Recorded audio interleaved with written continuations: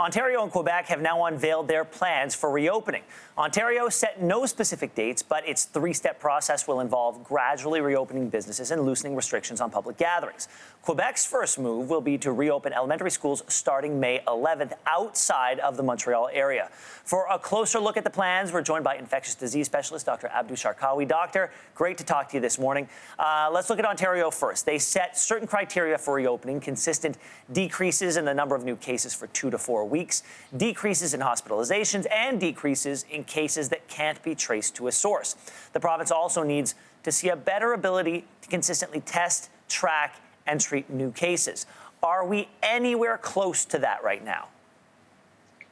We're certainly improving, but we have a lot of ways to go right now. And I think the message still needs to be reinforced and sent out to the public at large, and to encourage as many people to get tested as possible, particularly in high-risk settings like long-term care facilities and other public institutions that are still placing people at risk.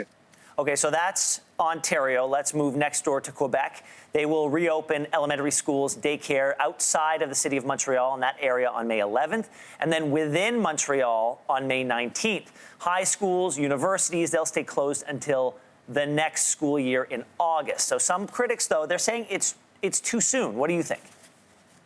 I would agree. To be frank, I'm not really sure what the point is of opening up schools when the school year would ordinarily end sometime in June. I think congregate settings are really the big risk for striking a secondary wave of the pandemic.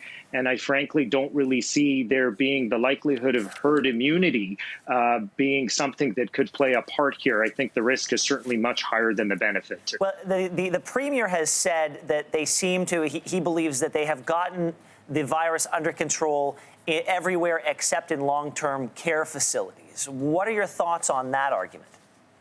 Well, I'm not sure he can prove that. And I think the problem is, until you know what the extent of the background infection rate is in your community, you can't really make that statement very convincingly. The other problem is that children, while not normally affected very badly by COVID-19, serve as very good vectors of transmission of viruses. And anybody who has young children in daycare can tell you they bring a lot home with them. My concern is that could happen and could certainly trigger a secondary wave of the pandemic in Quebec. I've got to assume that until there is an effective vaccine that is widely deployed, any reopening comes with certain risks. So once the world does get moving again, what are some red flags we need to be watching out for?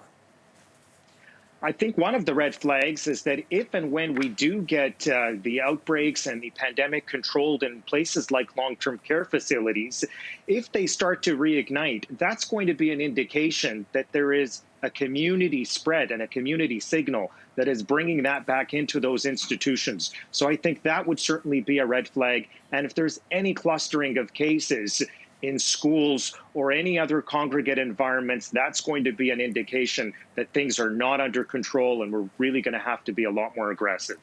Dr. Sharkawy, thank you for this morning. We appreciate it. Stay safe. Thank you.